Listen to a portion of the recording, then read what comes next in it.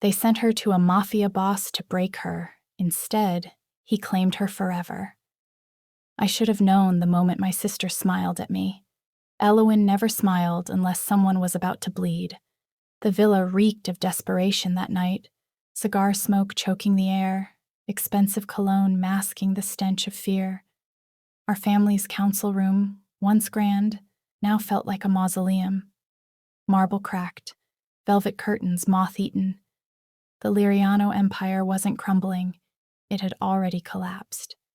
We were just living in the rubble. Vesper! My father's voice was gravel, worn down by decades of bad deals and worse enemies. He wouldn't look at me. Coward. Come here. I moved through the shadows, my heels clicking against stone. 10 men watched me like wolves sizing up prey. I recognized some. Underbosses, soldiers, the kind of men who spoke in bullets. But I didn't recognize the decision that had already been made. The Valtieri debt, Aloan began, her voice honey over arsenic, is considerable.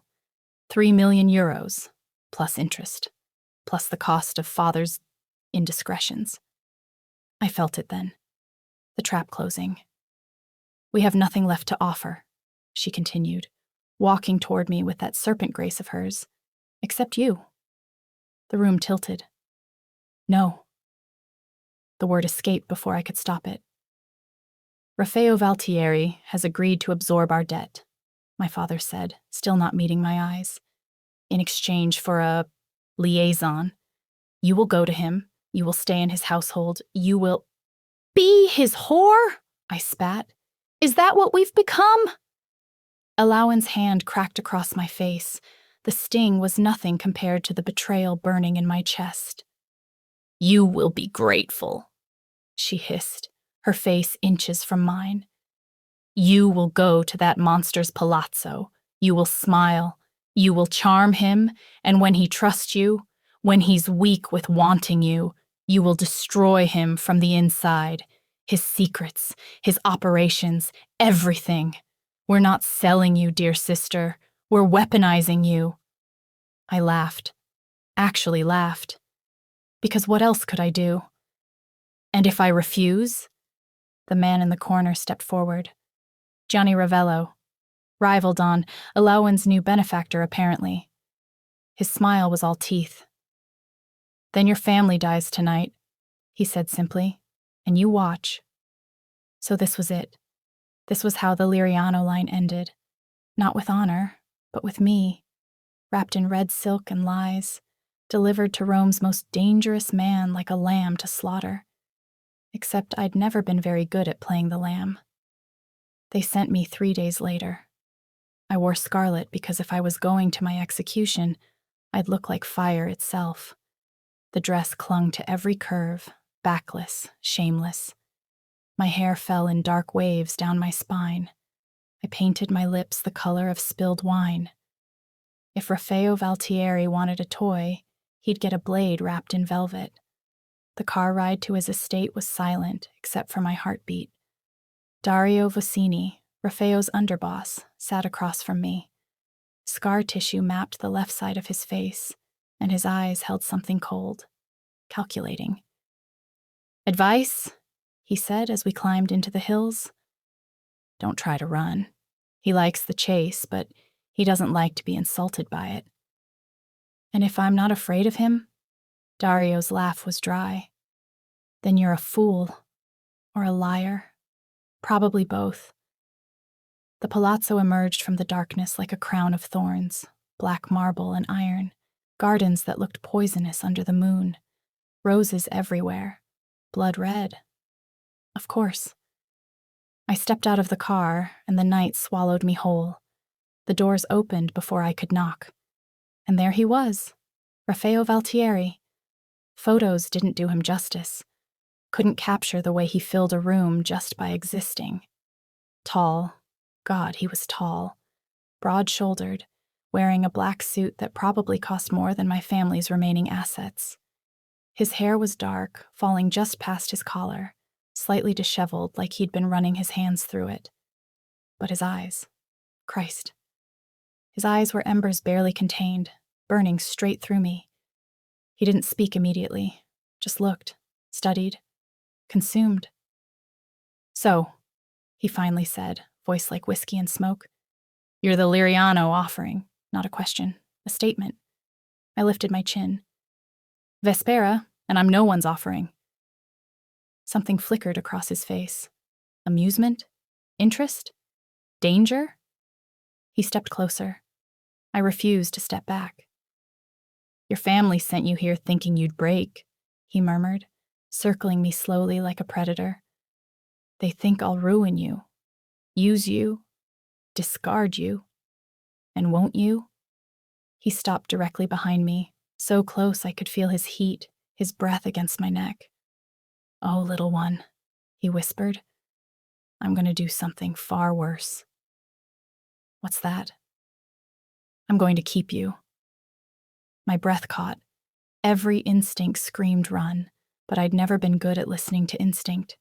I turned to face him, our bodies inches apart. "Then you should know," I said softly, meeting those burning eyes. "I don't break easily." His smile was sharp enough to draw blood. "Good. I prefer my possessions. Durable." That first night I didn't sleep. How could I? I was in the dragon's lair, and the dragon was watching. I could feel his presence even through walls. The room they'd given me was obscene. Silk sheets, marble bath, a view of Rome that would have been breathtaking if I wasn't suffocating. But what haunted me wasn't the luxury or the cage. It was the way he'd looked at me.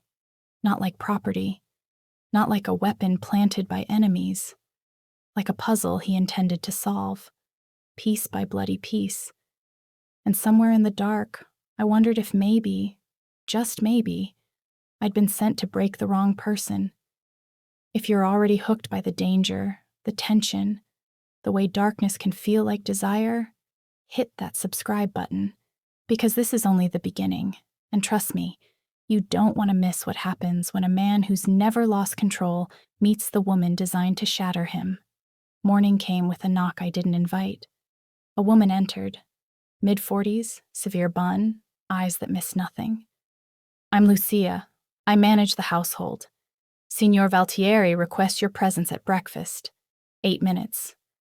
Not a request, a summons. I dressed in the clothes that had appeared in the closet overnight. Designer. My size exactly. He'd known my measurements. The thought made my skin prickle. The dining room was obscene. Floor-to-ceiling windows overlooking terraced gardens, a table that could seat 20, and Raffaello at the head, reading a newspaper like we were a normal couple in a normal home. We were not normal. Nothing about this was normal. "Sit," he said without looking up. I sat across from him, miles of polished wood between us. "Sleep well?" he asked, finally lowering the paper, casual, like I had a choice in being here. "Like a prisoner. Prisoners don't get 1,000-thread count sheets. Gilded cages are still cages." His smile was slow, dangerous. "Then you understand your position." "Do you understand yours?" I shot back. "My family thinks I'm here to destroy you. Your enemies are probably circling. And you've brought me, a complete stranger, into your home. Either you're incredibly stupid or incredibly arrogant." Silence. Then he laughed. Actually laughed, the sound rich and unexpected. "I like you," he said, standing and walking toward me. "Most people grovel or scheme. You just spit fire." He stopped beside my chair, one hand on the table, the other braced on the back of my seat, caging me. "Let's establish some rules, Vespera. 1. You don't leave this estate without my permission. 2. You don't contact your family. 3. You tell me the truth always, and I'll extend you the same courtesy. Lie to me." He leaned down, his lips near my ear. "And you'll learn what I do to things that betray me." I should have been terrified. Instead, I was furious. And what do I get in return for this arrangement? Protection, luxury, my complete and absolute attention. His fingers brushed my jaw, tilting my face toward his. And if you're very good, pleasure beyond anything you've imagined. Heat flashed through me, unwanted and infuriating. I shoved his hand away and stood, putting distance between us. I'm not some toy you can wind up and play with. No, he agreed, his eyes tracking my every movement. You're much more interesting than that. The days blurred into a strange, suspended reality. I had freedom within the estate, the gardens, the library, a pool that glittered like diamonds, but armed men stood at every exit. Cameras watched every corner. Dario shadowed my movements, never speaking unless spoken to, his scarred face unreadable. Raffaello was everywhere and nowhere. He'd disappear for hours, business, I assumed, the kind that left blood on expensive shoes, then reappear at dinner, pouring wine, asking questions that felt like interrogations disguised as conversation.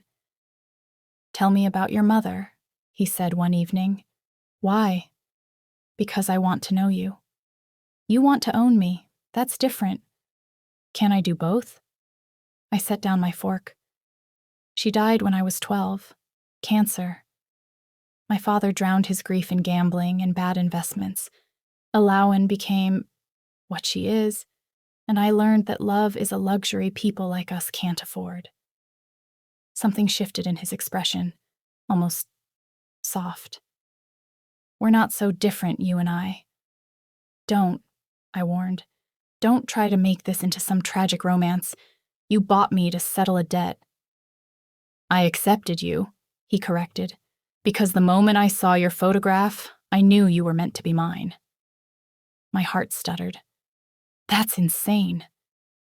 Yes, he agreed simply, but no less true. On the 7th night, everything changed. I woke to shouting, gunfire, glass shattering. My door burst open. Dario, blood on his shirt, gun in hand. Get up, now. What's happening?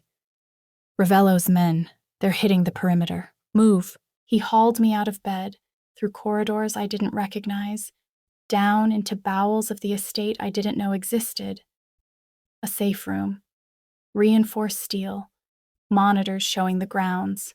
Figures in black, muzzle flashes, bodies falling, and Raffaello. In the center of it all, fighting like something unleashed from hell. He'll get himself killed, I whispered. He's done this before, Dario said, but his jaw was tight. Worried. I watched the screens, helpless, as Raffaello moved through his enemies like a force of nature. Efficient, brutal, beautiful in the way destruction can be. Then one of Ravello's men got close. Too close. Raffaello went down. I didn't think. I grabbed a gun from Dario's belt and ran. Vesper, no! But I was already gone, racing up the stairs, through the smoke, into the garden where Raffaello was on his knees, blood streaming from his temple, an enemy standing over him with a gun. I fired. The recoil nearly knocked me back, but my aim was true. The man dropped. Raffaello's head snapped up, eyes wide, and for the first time since I'd met him, I saw genuine shock. You... get up, I snapped, grabbing his arm. Before I regret saving you. He laughed, actually laughed, blood on his teeth, and let me help him stand. The attack ended minutes later. Ravello's men retreated. Bodies littered the grounds, and Raffaello Valtieri stared at me like I'd just rewritten every rule he thought he knew. Later, in his private study, he pressed a towel to his head while I paced. You could have died, he said. So could you. I have training, experience. You're... What? A helpless little girl? I whirled on him. I grew up in this world, Raffaello. I know how to shoot, how to fight, how to survive. You just never bothered to ask. He stood slowly, crossing to me, and this time when he touched my face, it wasn't possession. It was reverence. Who are you? He whispered. I don't know anymore, I admitted. But I'm not the person they sent you. No, he agreed, his thumb brushing my lip. You're someone far more dangerous. And when he kissed me, finally, desperately, like I was oxygen and he was drowning, I didn't pull away. I kissed him back like it was the most dangerous thing I'd ever done. Because it was. I woke in his bed. Not the guest room. His bed. Sheets tangled around us, morning light cutting through blackout curtains, and Raffaello's arm heavy across my waist, possessive even in sleep. What had I done? Everything. Nothing.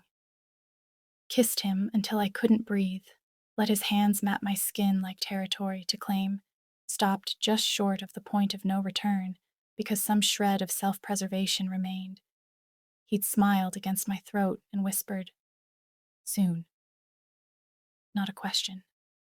A promise.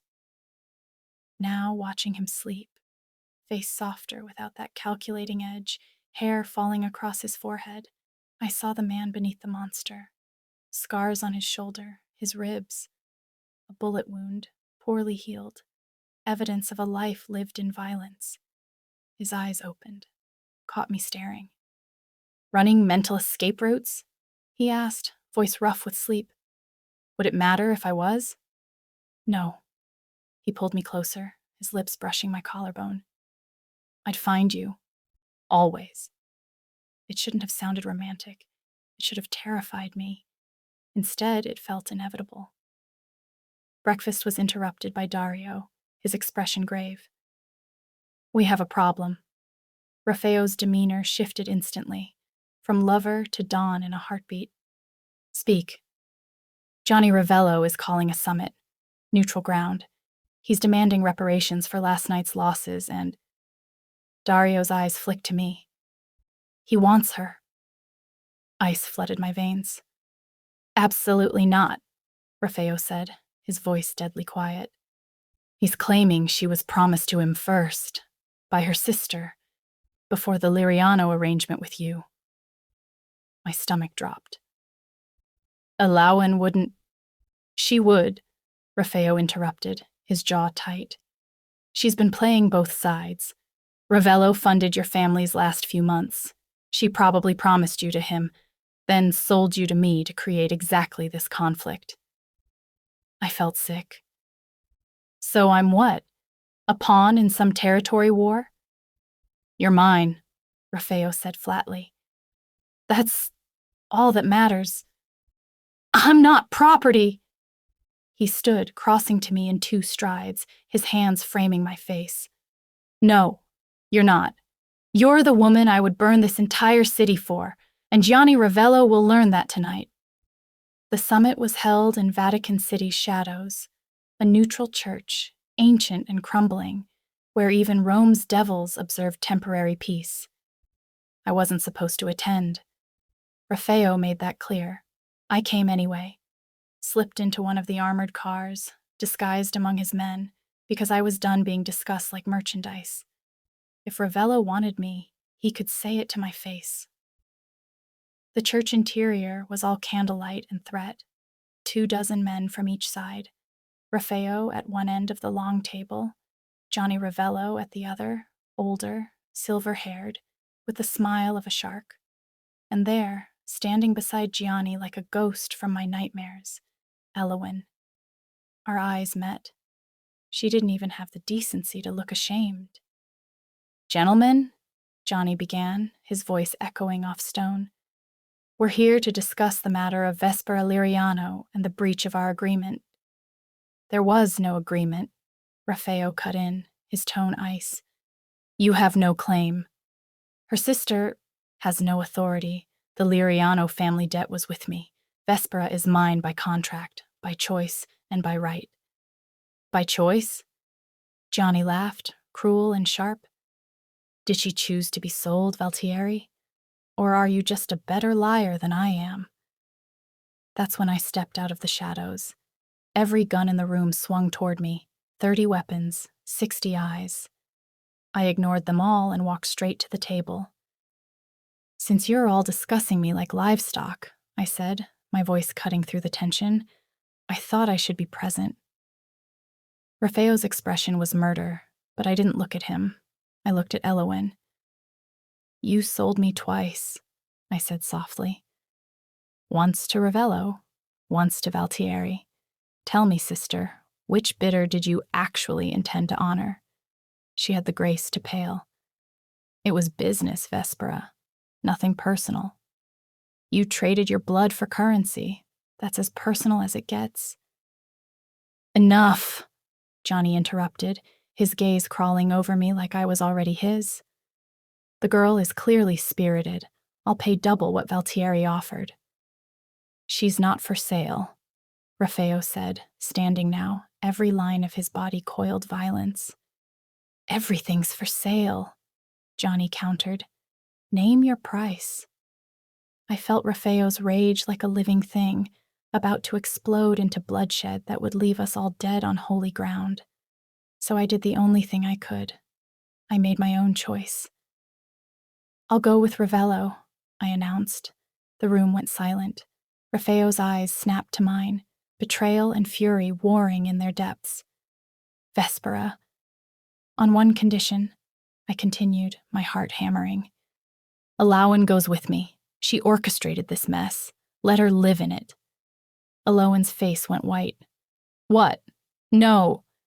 Those are my terms, I said, looking only at Gianni now. You want me? You get my sister too. She's clever, ruthless, good with numbers. Surely you can use her. Johnny's smile widened. Done. No.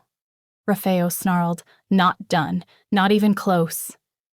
He rounded the table, and I thought he might kill Ravello right there. Peace be damned. Instead, he grabbed my arm and hauled me into a side chapel, slamming the door behind us. What are you doing? He demanded, his hands on my shoulders, shaking me slightly. Do you have any idea what he'll do to you? I'm saving your life, I shot back. This was heading toward a massacre. You would have died defending me, and for what? A woman you've known 2 weeks? For the woman who saved me, he roared. For the woman who kissed me like she meant it, who sleeps in my bed, who... He broke off, his breathing ragged. You think I care about politics? Territory? You're worth more than all of it. Tears burned my eyes. Then trust me. Trust you to walk into Ravello's arms? Trust that I have a plan. He stared at me, searching my face. What plan? I leaned in close, my lips brushing his ear. And I told him. Comment below. Would you sacrifice yourself to save someone you're falling for, or is self-preservation always the smarter choice? Let's hear it. Johnny Ravello's estate was everything Rafeo's wasn't. Where Rafeo had darkness and edges, Johnny had gold and excess, chandeliers dripping crystal, white marble that felt like walking through a mausoleum, and everywhere, eyes watching.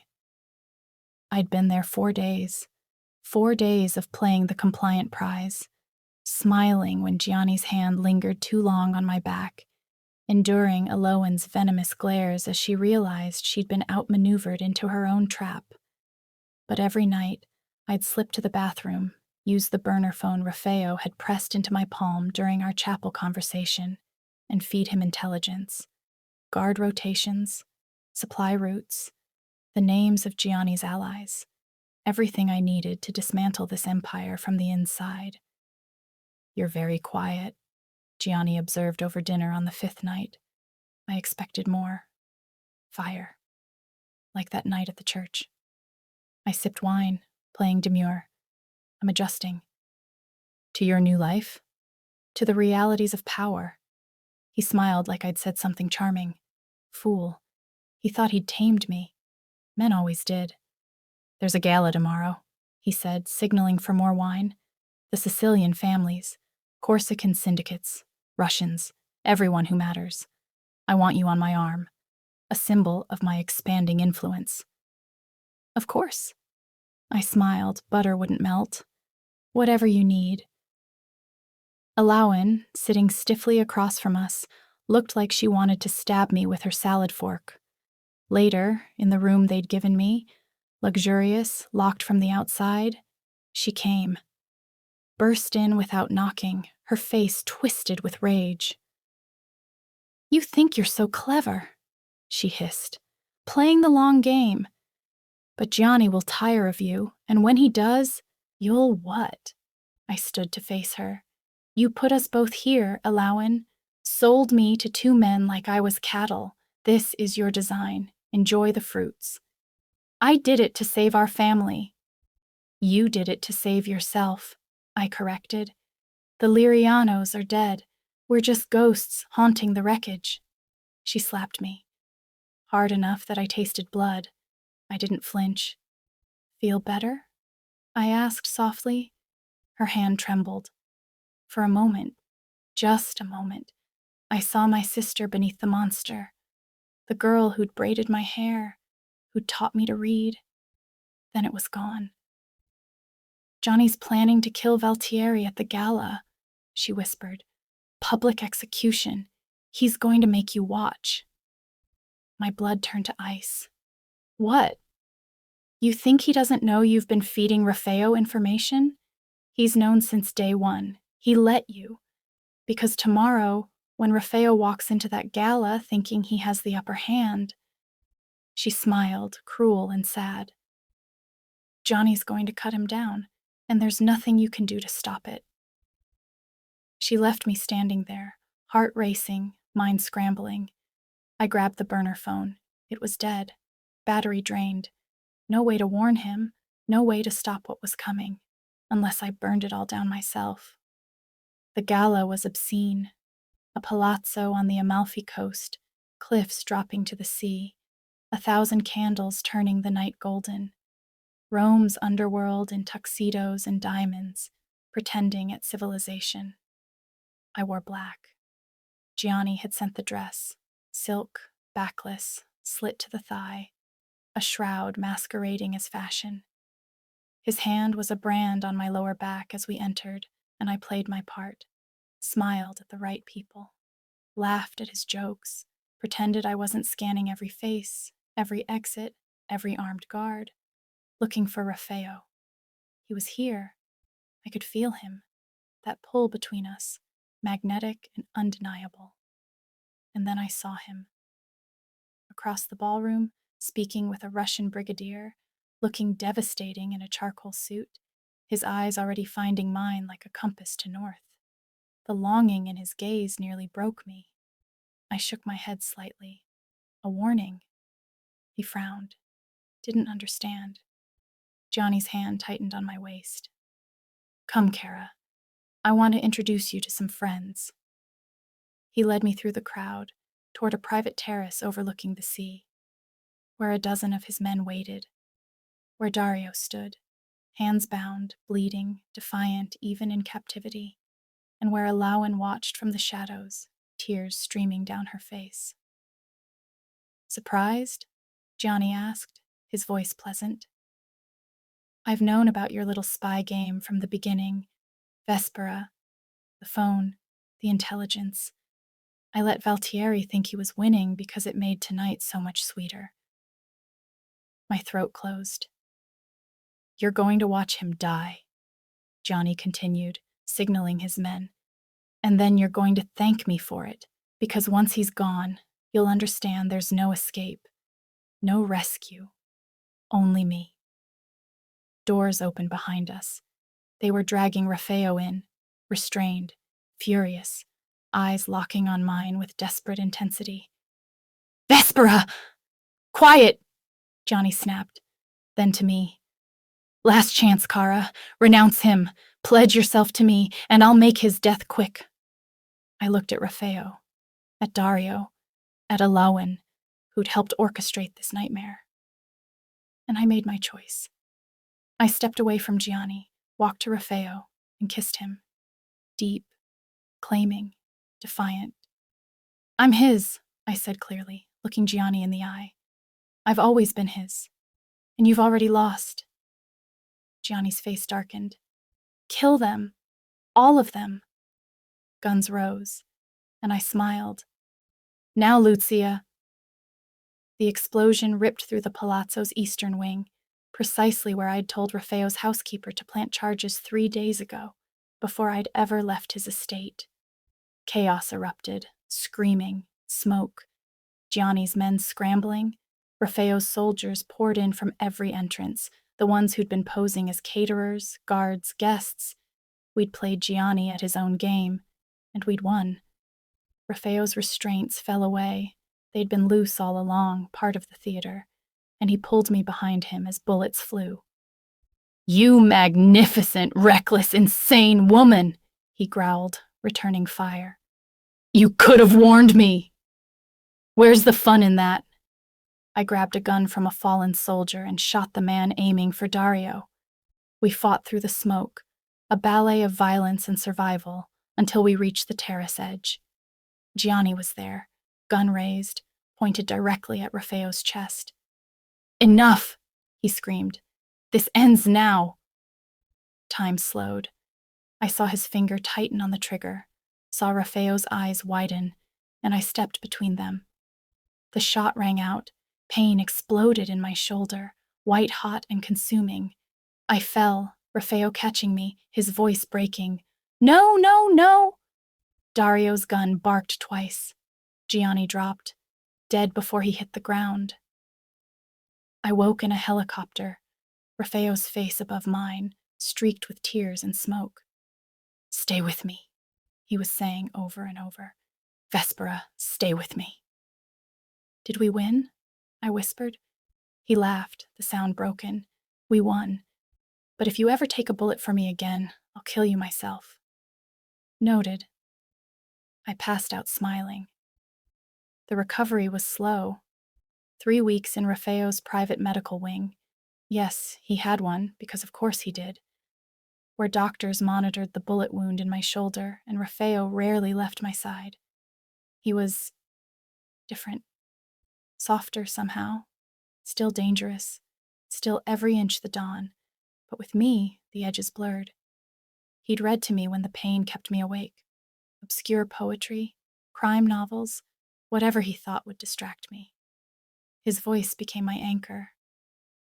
"You're staring," I said one afternoon, catching him watching me instead of the book in his hands. "You died in my arms. I got shot. Slightly different. Vespera." He set the book aside, leaning forward, elbows on his knees. "When I saw you step in front of that gun, I understood something. I'm not afraid of death. I'm afraid of a world without you in it." My breath caught. "Raffaello." "Let me finish." He took my hand, careful of the IV. "I've done terrible things. I'll do more. I'm not a good man, but with you, I want to be. Or at least, I want to try." "I don't need you to be good," I said softly. "I need you to be honest." "Then honestly, I'm in love with you. Completely, irrevocably, and I know it's fast. I know it's insane, but I don't care." Tears pricked my eyes. "I killed a man for you. I destroyed my family for you. I took a bullet for you. You think I don't feel the same?" His smile was slow, devastating. "Say it anyway." "I love you, you arrogant, impossible, beautiful disaster of a man." He kissed me then, gentle and reverent, nothing like the claiming kisses before. This was a promise. This was forever. When I was strong enough to walk, he took me to the gardens at twilight. The roses were in full bloom, blood red under the fading light, and a table had been set beneath a pergola wrapped in ivy. Candles, wine, just us.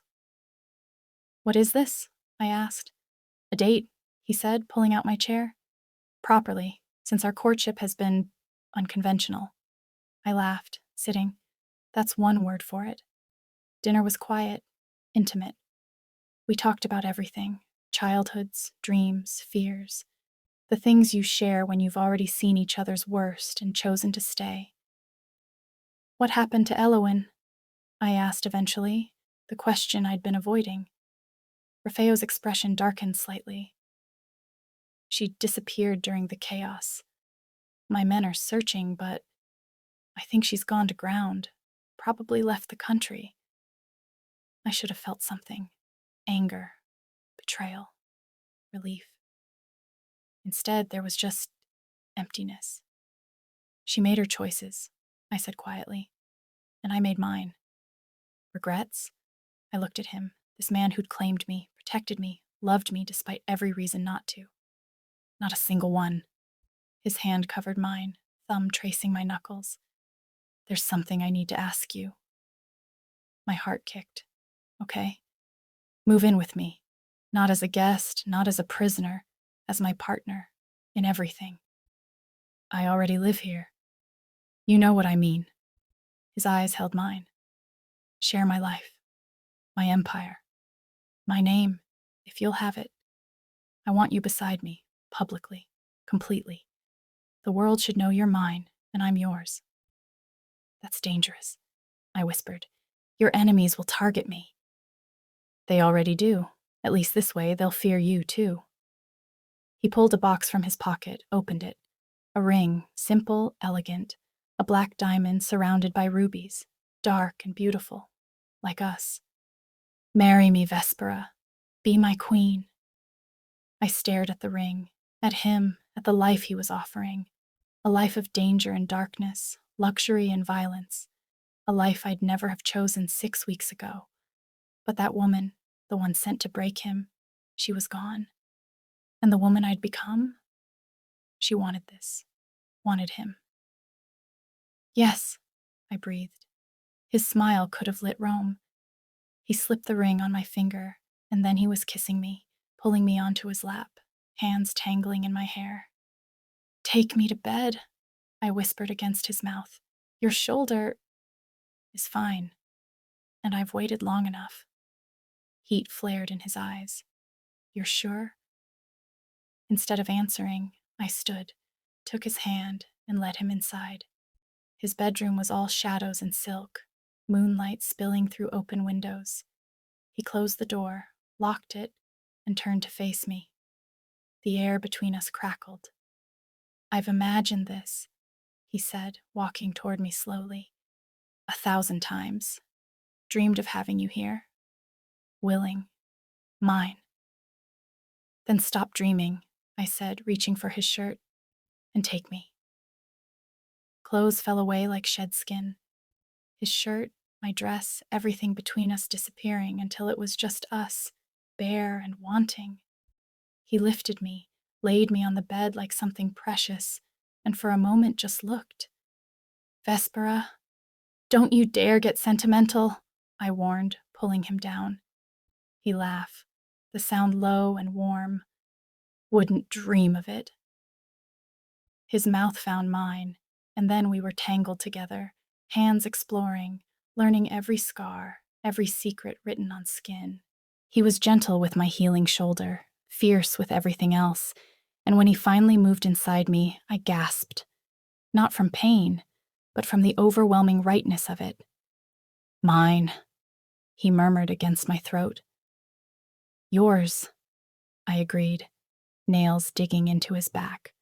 We moved together, a rhythm as old as violence, as essential as breathing, and when release came, it was shattering. We collapsed into each other, spent and whole. I love you, he said into the darkness. I know, I whispered back. I love you too. And for the first time in my life, I meant it. Being Rafeo's fiancé came with responsibilities I hadn't anticipated. Meetings with other families, negotiations that were really veiled threats, public appearances where I stood beside him, silent but deadly, the Dawn's queen-to-be. I learned quickly how to read a room, when to smile, when to let them see the blade beneath the silk. Dario became my unlikely ally. You're good at this, he admitted one afternoon after I'd successfully mediated a dispute between 2 rival factions without bloodshed. The political part. Valtieri always preferred bullets to diplomacy. Sometimes bullets are necessary, I said, but sometimes they're just expensive. He almost smiled. Aloan contacted me. I froze. What? Encrypted message. She wants to meet. Claims she has information about Rafeo's past. Something that could complicate things. It's a trap. Probably, he shrugged, but she mentioned your mother, said there are things you don't know. My mother. Dead 14 years. What could Aloan possibly know? Don't tell Rafeo yet, I said. I'll handle it. Dario's look was skeptical. He'll be furious if he finds out. Then let's make sure he doesn't. I met Aloan in a cafe in Naples. Neutral ground, public enough to discourage murder. She looked terrible. Thinner. Haunted. Her elegance frayed at the edges. We didn't embrace. You came, she said. You mentioned mother. Talk. Aloan stirred her espresso, not drinking. Did you ever wonder why father never spoke about her family? Her past? She was Sicilian, private. I assumed she was Rafeo's aunt. The world tilted. What? Mother was Elena Valtieri, sister to Rafeo's father. She left the family, changed her name, married father to escape the life. The Valtieris never forgave her. I couldn't breathe. You're lying. I wish I was. She slid a folder across the table. Birth certificates, marriage records. It's all there. Vespera, you're not just marrying into the Valtieri family. You were always part of it. Mother's blood runs in your veins, which means I'm Rafeo's cousin. Nausea rose. Distant, but close enough that if the families find out, they'll see it as incestuous. Your engagement will be viewed as a disgrace. His enemies will use it to destabilize everything he's built. I stared at the folder, unable to touch it. Why are you telling me this? Her eyes met mine, genuinely sad. Because despite everything, you're my sister, and you deserve to know what you're walking into. Rafeo might not care, but the Mafia is built on tradition, blood purity. This will destroy you both. Or you're lying to sabotage me. Check the records yourself. She stood, leaving cash on the table. I've done terrible things, Vespera, but I never wanted you hurt. Not really. Do what you want with this, but know that I warned you. She left. I sat there staring at the folder, my world crumbling. I didn't go home immediately. Drove the coast for hours, mind racing, heartbreaking. Was it true? Could my mother really have been a Valtieri? I thought of her. Kind, gentle, always sad in a way I'd never understood. Had she been running from this life, from men like Rafeo? And if I was Valtieri blood, did it change anything?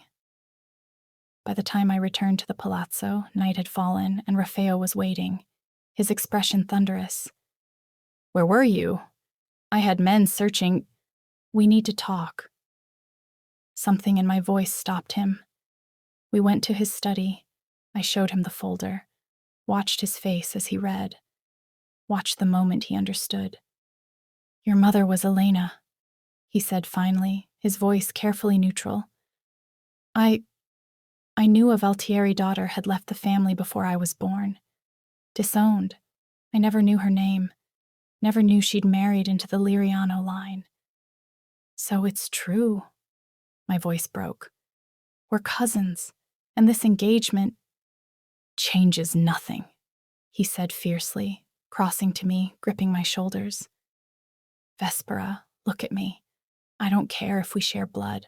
I don't care what the families think. You are mine. That's all that matters. The families will care, I whispered. Aloan's right.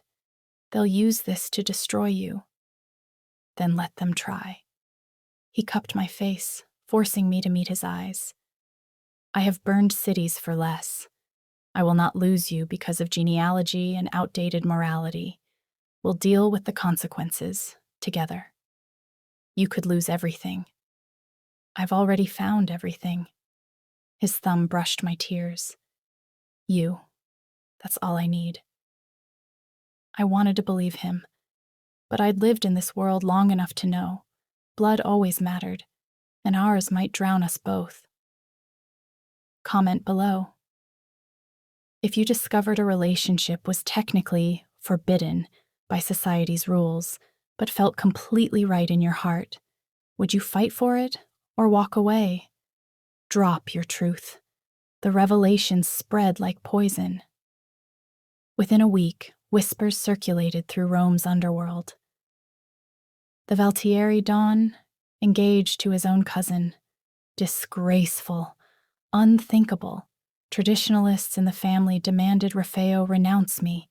He refused, publicly, violently, at a council meeting where he put a bullet through the table and dared anyone to challenge him again. They didn't, to his face, but alliances began to fray. Shipments went missing. Informants disappeared. Small acts of sabotage that added up to a clear message. The families were turning against him. And it was my fault. This is what Aloan wanted, I said one night, watching Raffaello review reports of another betrayal. To destabilize you. To make me the weakness they could exploit. You're not a weakness, he said without looking up. You're the only thing keeping me sane. Raffaello, I should leave. Go to America, disappear, let you... He slammed his fist on the desk so hard the lamp rattled. Finish that sentence and I'll lock you in this estate until you remember who you belong to. I'm trying to save you. I don't want to be saved. He stood, crossing to me, and there was something wild in his eyes. Desperate. Don't you understand? I'd rather burn this empire to ash than have it without you. So stop trying to be noble and let me handle this. But I could see the toll it was taking. The sleepless nights, the weight of leadership fracturing under impossible choices, and I hated that I was the cause. Dario found me in the library 3 days later. There's a solution, he said quietly, but you won't like it. Tell me anyway. Antonio Baldovino, head of the Neapolitan families. He's offering Raffaello a way out. Dissolve the engagement, marry you off to one of Antonio's sons, and the families will fall back in line. Raffaello keeps his empire. You'd be protected. In a different household. My stomach turned. Raffaello would never agree. He's considering it. Dario's voice was gentle. Because he loves you, and he's watching his life's work collapse around him. If he thought sending you away would save you, he'd do it, I finished, feeling hollow. The meeting's tomorrow.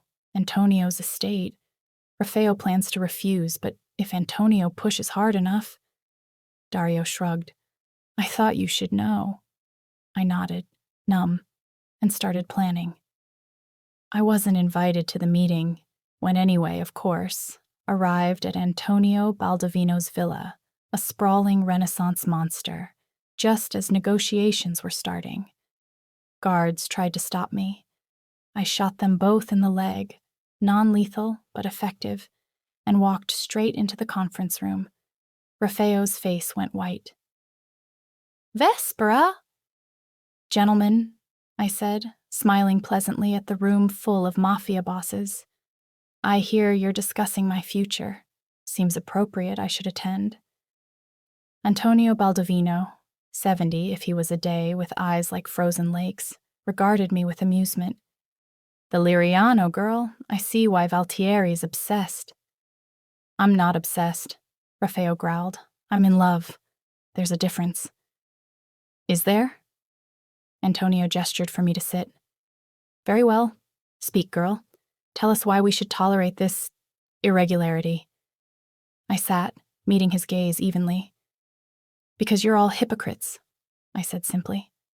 Silence. Half the families in this room are built on marriages between cousins. blood alliances to keep power concentrated. My relationship with Rafeo is no different, except we actually chose each other. You're not upset about the bloodline. You're upset that a woman from a failed family dared to claim power without your permission. Murmurs around the table. Antonio's smile widened. Bold. And accurate, I continued. Rafeo Valtieri built an empire that makes yours look like amateur hour. He doesn't need your approval, but he's here, negotiating, because he's better than all of you. He's trying to preserve peace, and you're exploiting that decency. So, what do you propose? Antonio asked. I pulled a folder from my bag, the one Aloan had given me, plus documents I'd spent 3 days compiling. Elena Valtieri, my mother, was disowned 30 years ago. Legally, she ceased to exist in family records, which means I'm not technically Valtieri blood. I'm Liiano. Rafeo and I share DNA, yes, but not family ties recognized by your laws. I slid the documents across. Here's the proof. Verified by 3 independent genealogists. We're clear. Antonio read slowly, then passed the papers around. Clever, he admitted. But the optics will be managed, I interrupted. We'll make a public announcement, full transparency. Let the families decide if they care more about ancient prejudices or modern alliances. And if they choose prejudice, I glanced at Rafeo. Then we'll build our own empire. Without you. Rafeo's eyes shone with something that might have been pride. Antonio leaned back, considering. You've got fire, girl. I like it. He looked at Rafeo. You're sure about this one? More sure than I've been about anything, Rafeo said. Antonio nodded slowly. Then you have my support. Convince the others, or don't. But the Baldovino family won't stand against you. It wasn't unanimous, but it was enough. One by one, the other bosses fell in line, and we walked out of that villa engaged, triumphant, unbroken. In the car, Rafeo pulled me against him, kissing me hard. You're insane, he muttered against my lips. You love it. I love you. He rested his forehead against mine. Thank you for fighting when I was ready to surrender. I'll always fight for us, I promised. Always.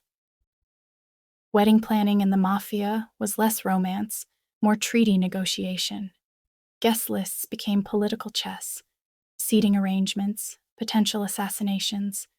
The dress had to be bulletproof, literally. But through it all, Rafeo and I found moments of normalcy. Mornings in bed, tangled together, late nights planning our future, quiet conversations about children, legacy, what kind of empire we wanted to build. I want to change things, I said one evening, watching the sunset from his balcony. The way families treat women, like property, like we're bargaining chips instead of people. You'll have to fight the old guard. I know. I leaned against him. But with you beside me, I think I can. He kissed my temple. We'll reshape this world. Together. It felt possible, until Aloan came back. She appeared at the gates 3 weeks before the wedding, bloodied and barely standing. I shouldn't have let her in. Did anyway. What happened? I demanded as doctors worked on her in the medical wing. Johnny's brother, she gasped. Marco Ravello. He survived. He's been hunting anyone connected to Johnny's death. He found me in Prague. Barely escaped. Rafeo's expression was stone. And you came here. Where else would I go? She looked at me, pleading. Vespera, I know I don't deserve mercy, but please. She stays, I said quietly. Under guard until we deal with Marco. Rafeo didn't argue, but his jaw was tight. Marco Ravello made his move 3 days later. A coordinated strike. Car bombs at 3 of Rafeo's businesses. Assassination attempts on 2 underbosses. and a message delivered in blood. "Give me the Liiano sisters, and I'll let your empire stand. Refuse, and I'll burn it all." "He wants revenge for Gianni," Dario said, reading the report. "He blames them for his brother's death." "Technically accurate," I pointed out. "We're not handing you over," Raffaello said flatly. "But we could use this," I said slowly, an idea forming. "Let Marco think he's won. Set a trap. End this permanently." Aloan, sitting quietly in the corner, spoke. "I'll be the bait." We all stared. "I owe you," she said, looking at me. "Both of you. Let me do this. Let me make it right." The plan was simple. Aloan would agree to meet Marco. Isolated location, minimal security. We'd surround the area with Raffaello's men, wait for Marco to show, then eliminate him and his forces. Simple. Of course, nothing ever was. The meeting point was an abandoned factory on Rome's outskirts. Aloan went in wired, armed, and terrified. We watched from hidden positions. Me, Raffaello, Dario, 30 soldiers. Marco arrived with twice that number. "The Liiano whore," he said, circling Aloan. "Where's your sister?" "Safe," Aloan replied, her voice steady. "You want revenge? Take it, but leave Vespera out of this." "Touching." Marco pulled a gun. "But insufficient.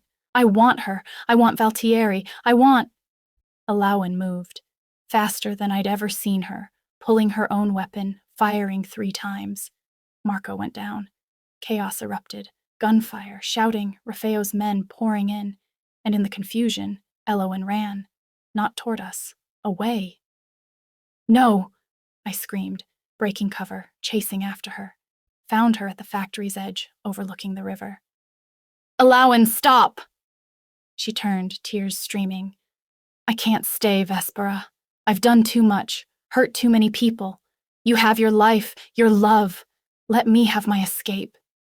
You just saved us. You could stay, rebuild. With what?" She laughed bitterly. "I sold my soul. There's no buying it back."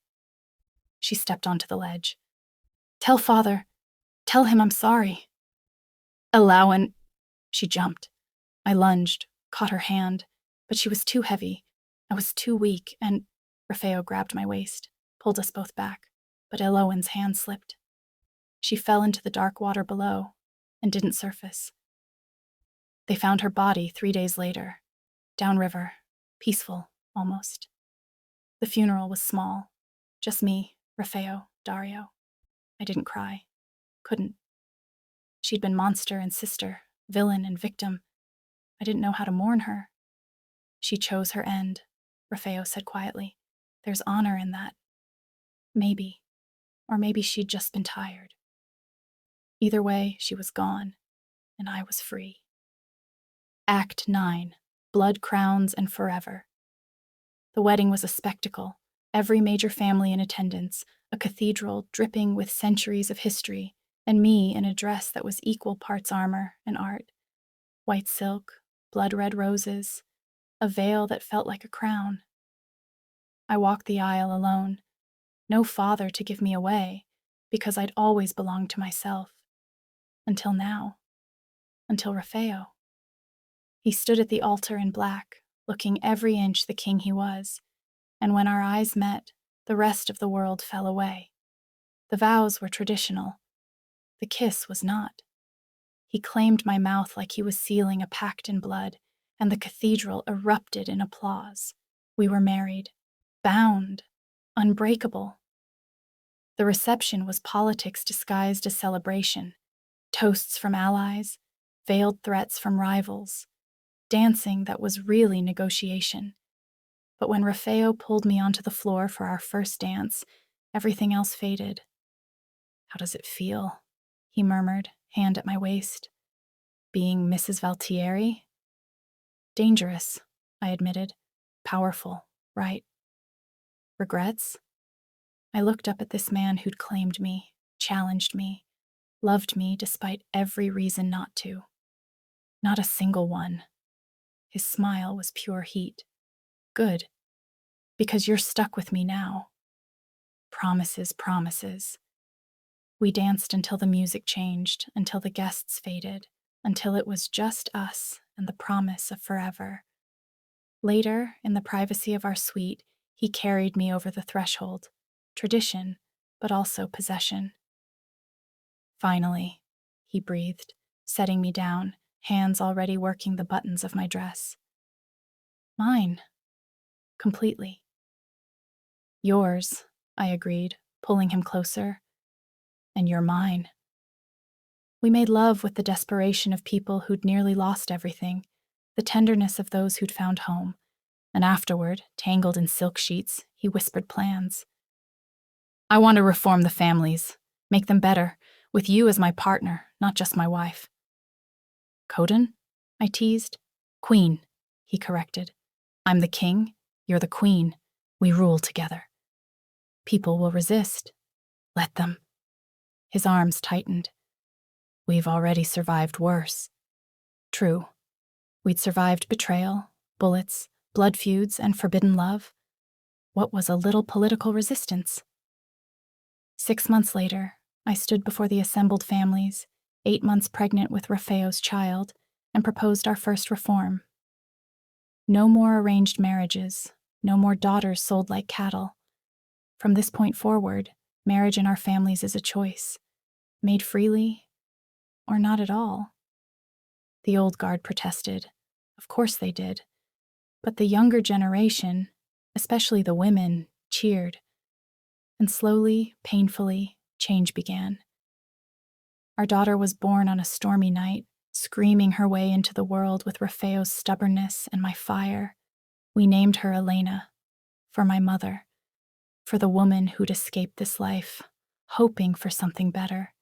We'd make it better, for her, for all of them. Raphael held our daughter like she was made of glass, tears streaming down his face. She's perfect, he whispered. She's ours, I corrected. And looking at them, my husband, my child, my empire, I knew. They'd sent me to break him. Instead, he'd claimed me. And together, we'd built something unbreakable. Years later, when people asked about our story, I'd smile. It's simple, I'd say. They tried to use me as a weapon. He turned me into a queen, and we burned the old world down to build something better. Was it perfect? No. Was it bloody? Often.